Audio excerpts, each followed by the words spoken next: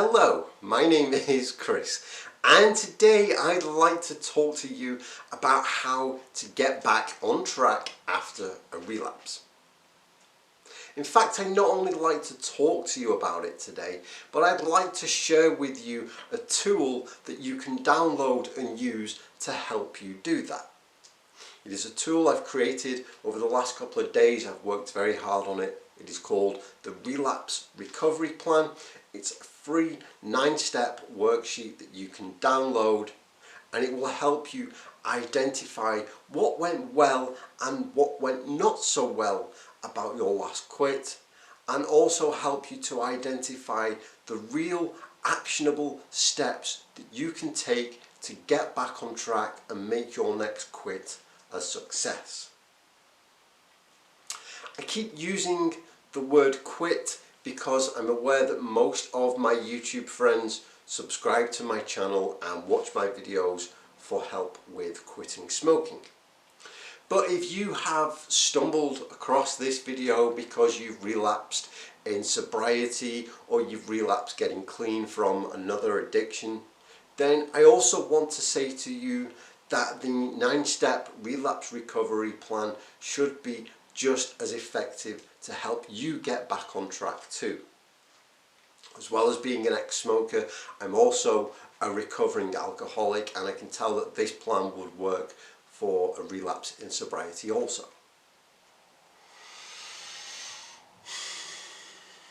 Before I share the plan with you, before I tell you where to download it and how to use it, I want to say to you that if you have relapsed, then before you do anything else, please put the big stick down and stop beating yourself up about it. I know that relapse can make you feel just awful. Not just the physical effects of having smoked or drank or used drugs after a long time, but afterwards the lingering shame, the lingering guilt, the lingering remorse. The way we pick that big stick up and beat ourselves over the head going, I've relapsed, this means I'm a bad person, I'm a weak person, I'm a failure, it means I'll never, ever, ever be able to quit. Ow! That hurts. The more we beat ourselves up with this big stick, the more we hurt ourselves, because we make ourselves feel worse and worse and worse. And we reach a point where we want to change the way that we feel because we now feel so bad. And how do we change the way we feel? If we're still vulnerable, if we're still in the early stages, we revert back to default and we pick up a cigarette again, and we get stuck in this vicious cycle. The relapse recovery plan that I'm about to share with you is designed to help you break that vicious cycle. We're not only going to look at the relapse itself, we're not only going to look at what caused it and how we could do things differently next time, but we're going to look at whatever it was that you did right leading up to that point. Because if you had any amount of time being smoke-free or being sober or clean before your relapse, then you were doing something right. There would be things that you did well, there would be things that you could improve on, and then there was the one thing that you didn't do so good that caused the relapse, and we're going to identify all those things, and we're going to make a list of actionable steps that we can take to get us back on track and to make this next quit our long-term successful one. So that we quit again, and then 6 months down the line we come back and we say, Chris, I nailed it, I am no longer in danger of relapsing, I am happier, healthier, more joyful than I've ever been in my life.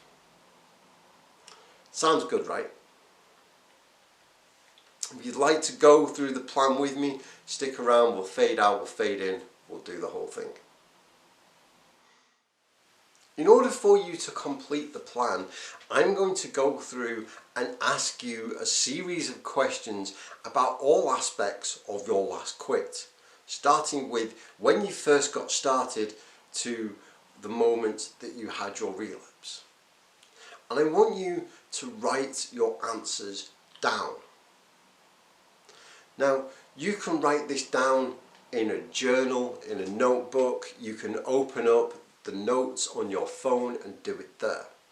However, to make life easier for you and to help you collect all this information and put it together in one concrete plan, I have made a worksheet that you can go and download and answer these questions on the worksheet. You can get that by going to chrisscoyles.com/relapse, and I've made two versions. I've made a relapse recovery plan as a Microsoft Word document that you can open in your computer and edit, and I've also made it as a PDF that you can download and print off and fill in longhand if you want to.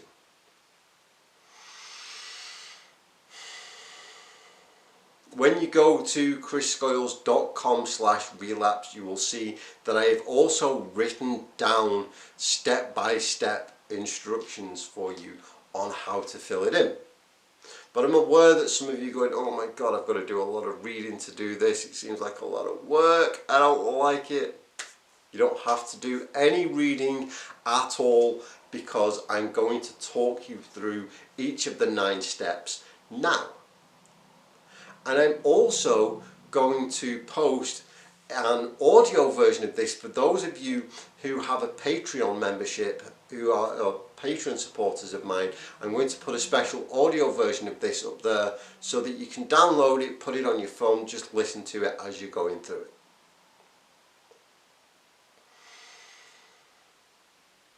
The first step that I want you to take on this plan is to go back and think about your last quit and ask yourself, what went well? What did you do right? What worked? As I said, if you had even a day, a week, a month free from your addiction, then you must have done something right. It could be that you wrote down a list of your motivators for quitting smoking, and that's what got you to finally take the plunge and invest in your quit.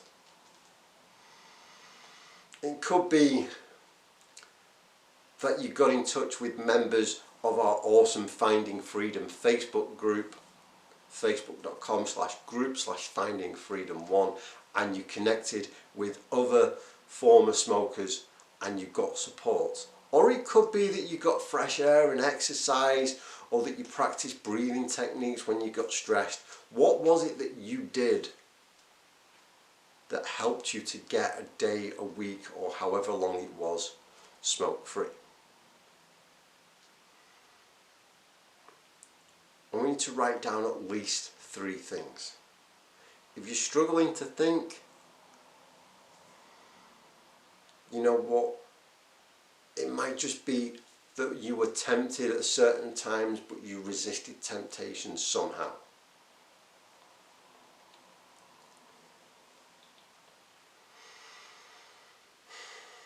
Next, I want you to think about your withdrawal symptoms. What were the worst withdrawal symptoms that you suffered? Was it extreme fatigue? Was it extreme irritability? Did you deal with quitter's flu? Were you dizzy all the time? What were the worst symptoms that you suffered?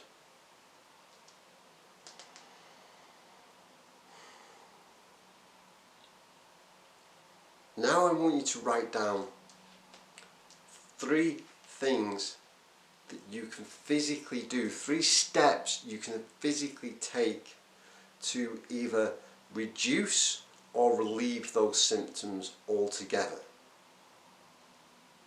It might be, again, if the issue that you had is that you were stupidly tired all the time, you go and watch my video on why do I feel so tired when I quit smoking? And you make an actionable step to go outside and get more fresh air, or take supplements, or whatever you physically need to do. It might be, if you had the quitter's flu last time, you make an actionable step that, you know what, okay, this time I'm going to invest in more fresh fruit and vegetables and water and give my body the best chance of healing from this quitter's flu and getting through the withdrawal process. Write down 3 actionable steps that you can take to help you with the withdrawals. If you're not sure what those are, go to my YouTube channel, click on videos, and you will find that I've covered, I think, more or less every withdrawal symptom going, and offered tips and suggestions on how to, if not eliminate them entirely, at least make them suck a little less. If you do that,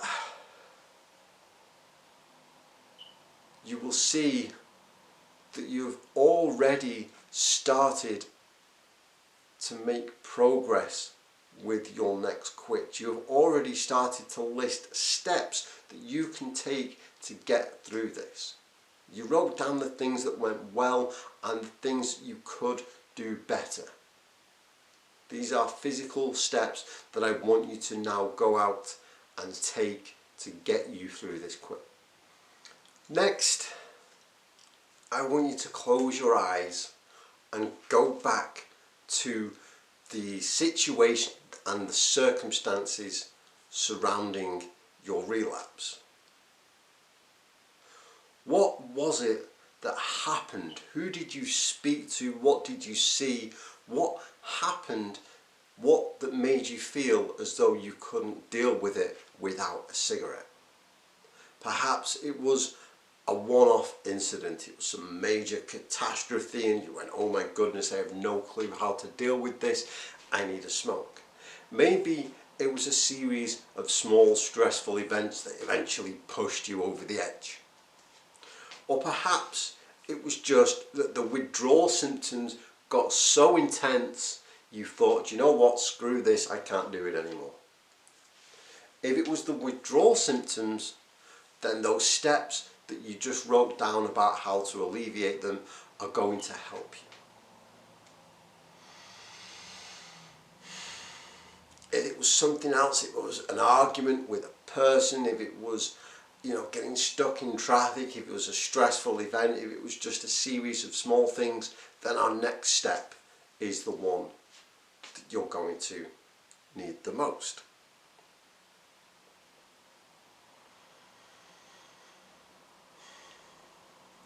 Having spent some time really thinking about everything that surrounded this relapse, I want you now to think about how you could have handled that situation differently. You were confronted with this person or this situation or these circumstances, and you in the moment reacted to it by going and lighting a cigarette. But if you find yourself in the same situation again, what can you do differently? It's important at this stage to think about the difference between the things we can control and the things that we can't. For example, if you notice that all of your relapses occur after you have a fight with your partner, then maybe now is the time to think, do you know what, the way I can deal with this situation differently is to sit down with my partner and really get to the root of whatever it is that is causing us to have these fights. To heal that rift between us so that we don't get into the kind of fights that make me want to smoke in the first place. And if I do get into a situation where something happens and I do want to smoke, then do you know what, instead of letting my partner have so much power over me that they drive me to smoke, I'm just going to take a deep breath, and walk away and go and do something productive.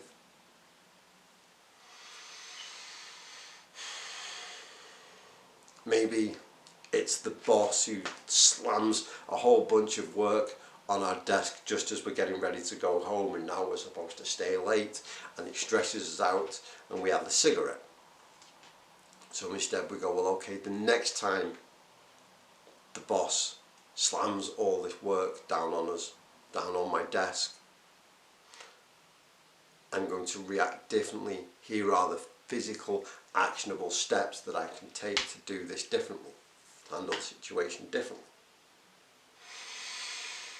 There may, of course, be things that are completely outside of our control, a family tragedy, we get stuck in traffic, anything like that. But just because events and situations and other people are outside of control, I want you to know that we always have control. We always have the ability to control how we react and what decisions we make. So the next time you are faced with a circumstance, with a trigger event that would normally lead you to smoke, what decision can you make to do something differently? Write down 3 things that you can do.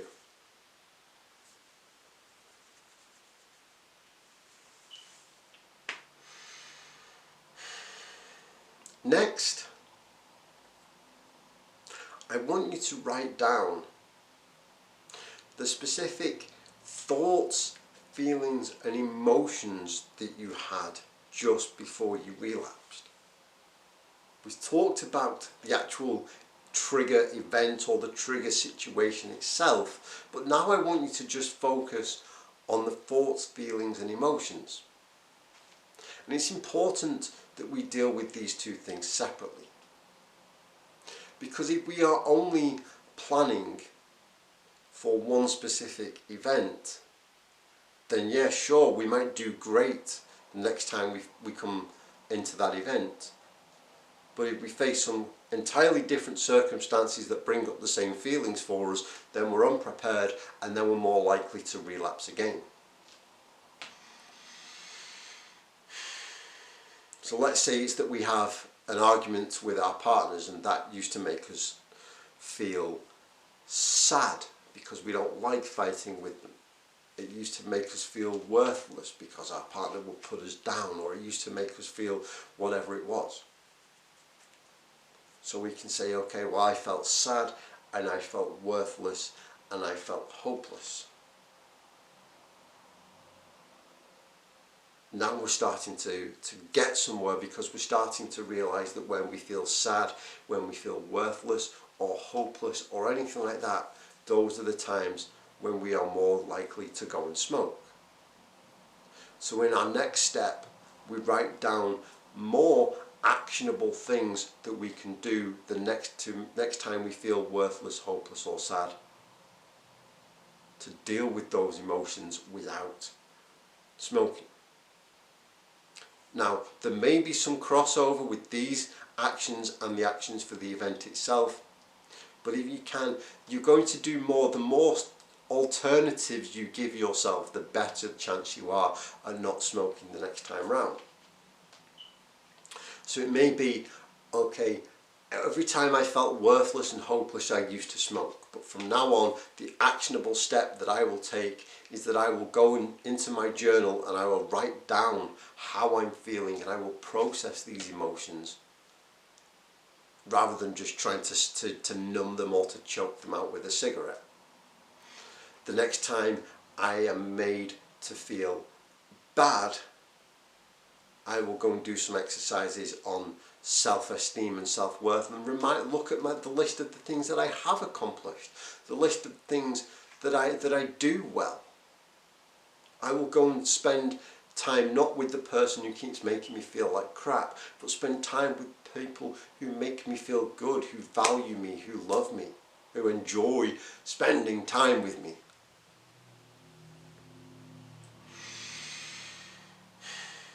By the time you have done all this, you should have lists of lots of actions that you can take to help you from the moment that you start your next quit to the moment you are faced with a trigger situation. And I want you to keep this list with you as you go about your day-to-day life. But before you do that, there's something else that I want you to do, which is I want you to list down the next actionable step that you can take to get yourself back on track. What is the first thing that you need to do to start your next quit or your next sobriety period? Maybe it's that you go and see a doctor for smoking cessation support. I can speak. Maybe it's that you check in with Finding Freedom and you let us know how you're doing. Maybe it's that you need to go and look at another one of my videos for specific advice on how to deal with something that used to cause you an issue. What is the next actionable step? What is the first actionable step that you need to take to get it going? Write that down, but don't just write it down. Finish this plan and then go and do it today. If possible, finish the plan, stop whatever you are doing, and then go and take that step right now. If it is not possible to take it right now, please, for the sake of your success, do it before you go to bed. Now I know what you're saying to me, Chris, this is all well and good, this is all helpful stuff, it gives me a list of actions that I can take to start my next quit, a list of actions that I can take to get out of danger the next time I'm in danger of relapsing. But look, I don't know if I can do it, I'm not motivated, I don't know how to just get myself inspired to go out and to start my quit again. That's where the last step in this plan comes into play. I want you to list down at least 3 reasons why you are quitting smoking. It could be to get healthy, it could be to have more money in your pocket. Whatever you already have your reasons. It could just be because cigarettes are making you feel like crap and you want to feel better. Write down at least 3 of them. Now I want you to close your eyes and imagine what life will be like when your reasons for quitting smoking have manifested themselves. Let's say you are quitting smoking because you want to be healthy and have more money. So close your eyes and visualize how good it will feel when you are healthy and have more money.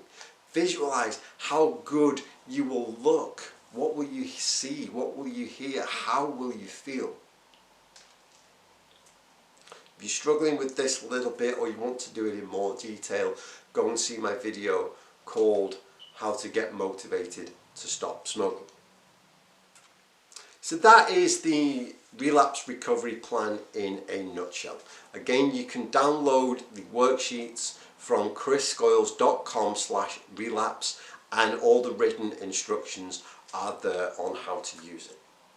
As I said, I've only made this plan this week. I still think it could be improved, tweaked, fine-tuned, whatever.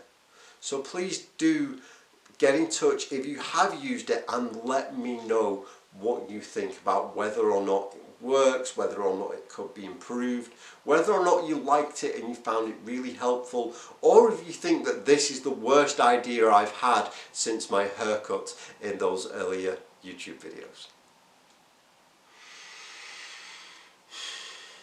Thank you so much for your support and all your kind words down in the comments below. I really do enjoy hearing from you and I am rooting for all of you who are on your own journey to break free from your addictions. As I said earlier, I've put an audio version of this onto Patreon for members who are subscribed there. I was asked to do the Patreon a couple of months ago, so that is there. I've just been and rejigged the packages this morning and offered new extra incentives, extra rewards for Patreon members, including access to one-on-one Skype sessions with me personally, where I can sort of help you on a more personal one-to-one level with your quit journey or with anything else that you'd like to talk to me about. So those options are there. You can find out more about Patreon by going to chrisscoyles.com/support or just patreon.com/chrisscoyles. With all that shilling out of the way, I will say thank you so much for watching. I will see you next time.